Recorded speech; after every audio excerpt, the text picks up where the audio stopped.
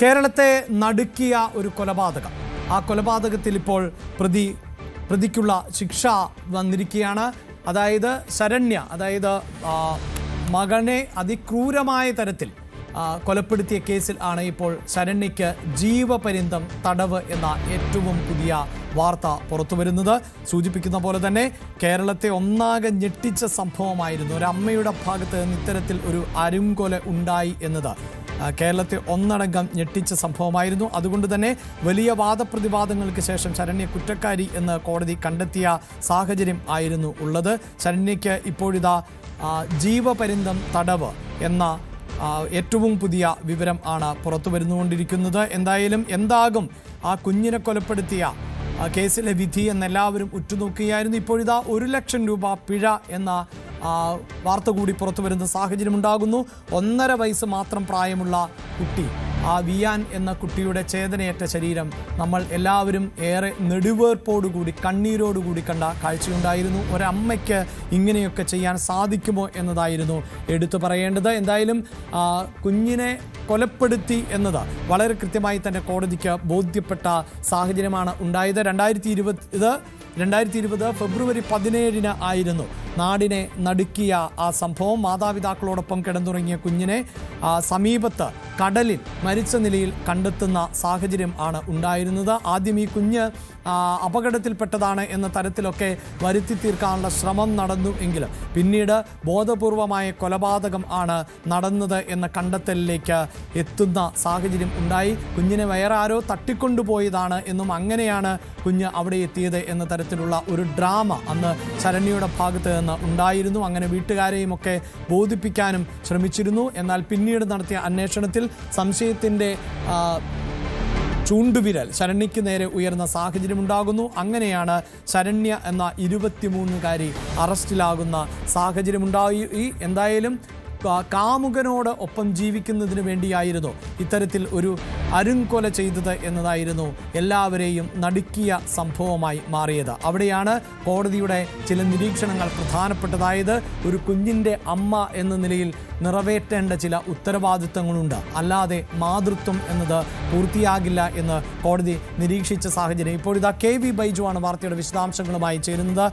ശരണ്യയ്ക്ക് ജീവപര്യന്തം എന്നതാണ് ഇപ്പോഴത്തെ ഏറ്റവും പുതിയ വിവരമായി പുറത്തു വരുന്നത്. ജീവപര്യന്തം എന്നാൽ ജീവിതാവസാനം വരെ എന്ന് പലപ്പോഴായി സുപ്രീം കോടതി വ്യക്തമാക്കിയിട്ടുണ്ടെങ്കിലും പലപ്പോഴും കീഴ്ക്കോടതികൾ ജീവപര്യന്തം എന്ന നിലയിൽ ചില വർഷങ്ങളുടെ കണക്കുകൾ കൂടി പുറത്തു പറയാറുണ്ട്. എന്താണ് ഇപ്പോഴത്തെ സാഹചര്യം ബൈജു?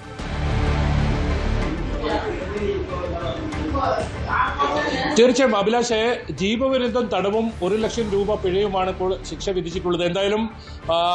മനുഷ്യ മനസാക്ഷ്യത്തിന്റെ നടുക്കിയ ഒരു കേസിലാണ് പിഞ്ചു കുഞ്ഞിനെ, 1.5 വയസ്സ് മാത്രം പ്രായമുള്ള പിഞ്ചു കുഞ്ഞിനെ കടലിലെറിഞ്ഞ് കൊലപ്പെടുത്തിയ കേസിലാണ് ഇപ്പോൾ അമ്മയ്ക്ക് ജീവപര്യന്തം തടവും അതുപോലെ തന്നെ 1 ലക്ഷം രൂപയും തളിപ്പറമ്പ് അഡീഷണൽ സെഷൻസ് കോടതി ഇപ്പോൾ ശിക്ഷ വിധിച്ചിരിക്കുന്നത്. വലിയ തോതിൽ ചർച്ചയായ ഒരു കേസ് 5 വർഷങ്ങൾക്ക് ശേഷം അതിൽ വിധി വരുന്നു. അതായത് 2020 ഫെബ്രുവരി 17 പുലർച്ചെ 2:45 ഈ ക്രൂരകൃത്യം ഈ അമ്മ ശരണ്യ ചെയ്തത്.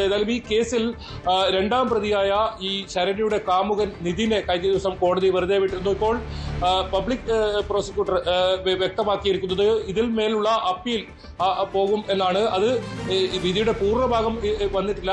വിധിയുടെ പൂർണ്ണഭാഗം വന്നതിന് ശേഷം എന്താണ് പോരായ്മകൾ എന്നത് മനസ്സിലാക്കിയതിന് ശേഷം അപ്പീൽ നടപടികളുമായി മുന്നോട്ട് പോകുമെന്ന് തന്നെയാണ് വ്യക്തമാക്കിയിട്ടുള്ളത്.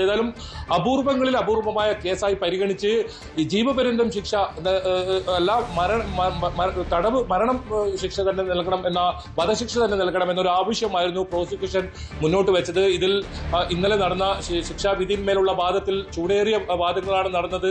വലിയ തോതിൽ വൈകാരിക സംഭവങ്ങളൊക്കെ ഉണ്ടായി. ONBയുടെയും അതുപോലെ തന്നെ അക്കിത്തിൻ്റെയും അമ്മയും കുഞ്ഞും സൂചിപ്പിക്കുന്ന കവിത ചൊല്ലിയായിരുന്നു ഈ പ്രോസിക്യൂഷൻ ഈ വാദം തന്നെ ആരംഭിച്ചത്. അത്രത്തോളം നീചമായൊരു പ്രവൃത്തി, സ്വന്തം അമ്മ തന്നെ കുഞ്ഞിനെ കൊലപ്പെടുന്ന ഒരു സാഹചര്യം അങ്ങനെ വളരെ ചർച്ച ചെയ്ത, അത് മാത്രമല്ല വിചാരണ വേളയിൽ ഈ ശരണ്യ ആത്മഹത്യക്ക് ശ്രമിച്ചതും വലിയ തോതിൽ ചർച്ചാ വിഷയമായിരുന്നു. അങ്ങനെയുള്ളൊരു കേസിലാണ് 5 വർഷത്തിന് ശേഷം ഇപ്പോൾ ജീവപര്യന്തം തടവ് ശിക്ഷ വിധിച്ചത്.